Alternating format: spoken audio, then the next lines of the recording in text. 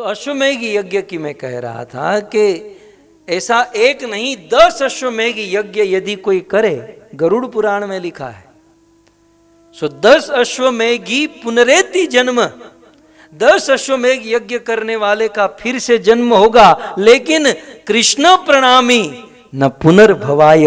एक बार कृष्ण को कोई प्रणाम कर दिया तो उसका फिर से जन्म नहीं होता, वो सदा सदा के लिए वैकुंठ को प्राप्त कर जाता है। यह है प्रणाम की महिमा। कृष्ण प्रणामी न पुनर्भवाय। भगवान को स्तुति करते हुए गोपियों ने भी कह दिया गोपी गीत में, प्रणत देहि नाम पाप कर्षणम तृणचरानुगम श्रीनिकेतनम फणिफणार्पितं ते पदाम्बुजं कृणो कुचेषु न क्रेन्दिरीचयम्।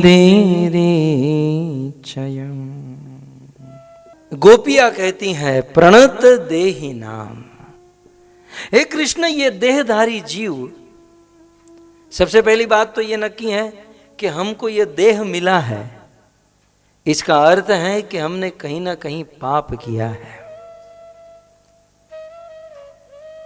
यदि पाप नहीं किया होता पूर्व जन्म में, उसके पूर्व जन्म में, तो ये देह नहीं मिला होता, हम भगवान के धाम में होते। शरीर है मतलब कहीं ना कहीं गलती खा चुके हैं। तो गोपियां कहती है कृष्ण देहधारी जीव इस 84 के भवबंधन में फंसा हुआ है, लेकिन ऐसा फंसा हुआ जीव प्रणत देहि नाम, एक बार भी आपके चरणों में प्रणति झुक जाता है तो पाप कर्षणम, आप उसके सारे पाप खींच लेते हैं। भगवान को प्रणाम करने से भगवान हमारे सारे पाप खींच लेते हैं, और इतना ही नहीं, हमारी सारी वांछा सारी इच्छा को पूर्ण कर देते हैं। ये पूरी दुनिया लक्ष्मी के पीछे पागल है, मानो या ना मानो, पूरी दुनिया लक्ष्मी के पीछे पागल है, लेकिन कभी सोचा कि लक्ष्मी किसके पीछे पागल है?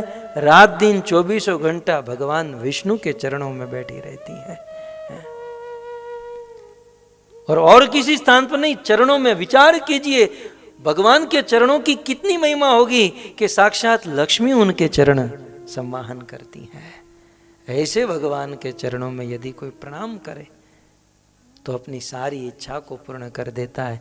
रामायण का वह प्रसंग आप सब जानते हैं कि जब रावण ने विभीषण को निकाल दिया और विभीषण भगवान राम को शरणागत होने आए, और जब आ रहे थे तो रास्ते में इन लोगों ने देख लिया, हनुमान जी, जामवन जी इत्यादि, सुग्रीव इत्यादि। सुग्रीव तो दौड़ते दौड़ते आए, प्रभु रावण का भाई आ रहा है, कहे तो रास्ते में ही खत्म कर दे, दुश्मन का भाई आ रहा है। राम ने कहा कि नहीं नहीं, उन्हें आने दीजिए। विभीषण जी भगवान राम की शिविर में आए और आकर सीधे प्रणाम किए, और प्रणाम करने मात्र से भगवान प्रसन्न हो गए और मुख से निकल गया, लंकेश आपका स्वागत करते हैं। सुग्रीव जी ने कहा आप बड़े एडवांस हो प्रभु, आपने सीधा लंकेश कहकर लंका का राजा बना दिया, बिल्कुल राज तिलक कर दिया। राम के मुख से निकलना मतलब, अभी तो रावण के साथ युद्ध भी नहीं हुआ, युद्ध में हम जीते भी नहीं हैं। इन केस यदि रावण के साथ युद्ध में हम हार गए तो राम ने कहा चिंता मत करो, ये रघुकुल है, रघुकुल रीत सदा चली आई, प्राण जाई पर वचन, ये रघुकुल है सुग्रीव। यदि मैं रावण के साथ युद्ध में हार गया और विभीषण को लंका न दे सका तो विभीषण को मैं मेरी अयोध्या का राजा बना दूंगा, लेकिन राजा अवश्य बनाऊंगा। और इतिहास साक्षी है कि रावण का वध हुआ और राम ने विभीषण को लंका का राजा बना दिया।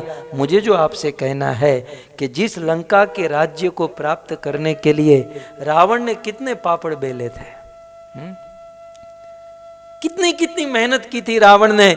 यज्ञ किया, यज्ञ में अपने एक के बाद एक मस्तक काटते गया, अपने 10 मस्तक यज्ञ कुंड में डाला, तब जाकर शिव जी प्रसन्न हुए और सोने की लंका मिली। जिस सोने की लंका को प्राप्त करने के लिए 10 मस्तक की बलि चढ़ा दी रावण ने, लेकिन वही सोने की लंका राम के चरणों में एक बार प्रणाम करने से प्राप्त कर गया विभीषण। प्रणाम की ये महिमा है भक्तों।